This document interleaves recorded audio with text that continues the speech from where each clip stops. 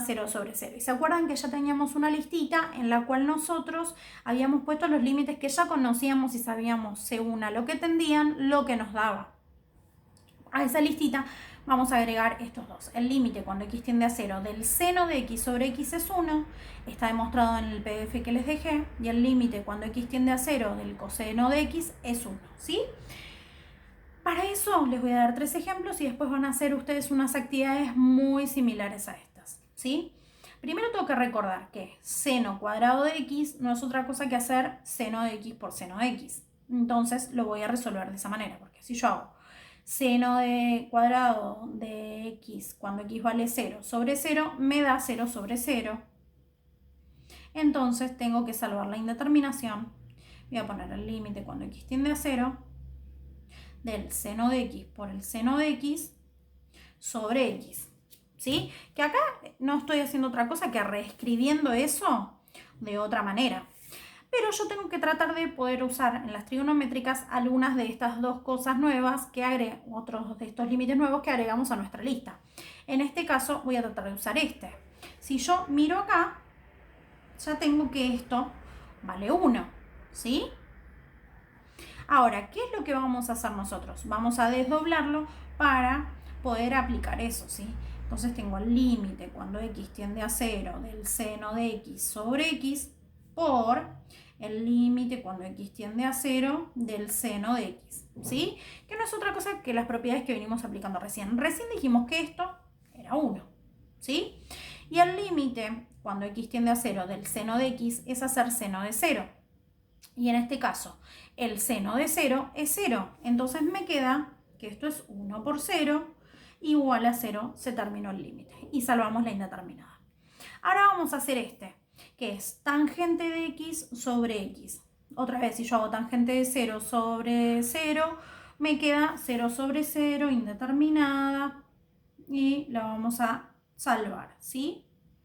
Entonces me queda tangente de x, voy a reescribirla. Para eso vamos a recordar que la tangente no es otra cosa que el seno sobre el coseno, ¿sí? Esto estaba en las identidades trigonométricas. Si tienen la tabla trigonométrica, de ahí las pueden sacar o recordar. Entonces voy a poner seno de x sobre coseno de x sobre x, ¿sí? Esto lo reescribí de esta forma y esto lo volví a copiar. Y ahora vamos a pensarlo como una división. Esto en realidad es lo mismo que decir seno de x sobre coseno de x dividido x.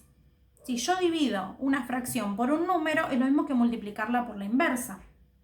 Entonces sería el límite cuando x tiende a 0 de seno de x sobre el coseno de x por 1 sobre x. ¿Vamos hasta ahí?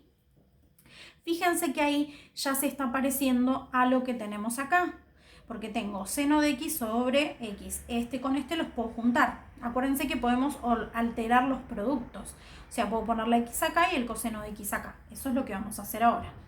El límite cuando x tiende a 0 del seno de x sobre x por 1 sobre el coseno de x. Y otra vez, como es un producto, ¿qué voy a hacer? Voy a aplicar propiedad de los límites para el producto y así nos queda bien separadito. Cuando x tiende a 0, de 1 sobre el coseno de x. Fíjense que todo esto ahora ya es 1, ¿sí? Y ahora yo tengo que hacer coseno de 0, que no es otra cosa que 1. Entonces me queda 1 sobre 1, 1. Entonces en este caso me queda 1 por 1, que es 1, y ya salvé la indeterminación. Bueno, vamos a ir con el último. Acá tenemos el seno de 3x y el coseno de 3x. Si yo reemplazo por 0, que es el valor al que tiende, otra vez vuelvo a tener la indeterminada con la que estamos trabajando ahora y voy a tener que salvarla. Entonces, para eso, ¿qué voy a hacer yo? Voy a primero separar, ¿sí? Con propiedad de los límites, vamos a separarlo en dos productos. El seno de 3x sobre x por el límite cuando x tiende a 0 del coseno de 4x, ¿sí? Ahora, esto no es igual a esto. ¿Qué es lo que me está faltando? Acá en el argumento hay un 3 que acá no está. Así que yo lo que voy a tener que hacer es inventar un 3 que yo necesite poner acá. ¿Qué le puedo hacer esto para en realidad en matemáticas no estar haciéndole nada? Tengo que multiplicarlo y dividirlo por 3. O sea que es un 3 tercios. ¿Por qué un 3 tercios? Porque 3 tercios no es otra cosa que 1. Si yo hago una operación, a una función, a lo que yo quiera en matemáticas, lo multiplico por 1, en definitiva no le estaría haciendo nada. Y ese es el artilugio matemático que ahora vamos a utilizar ahora. Límite. Cuando x tiende a 0, del seno de 3x sobre x, lo vamos a multiplicar y dividir por 3.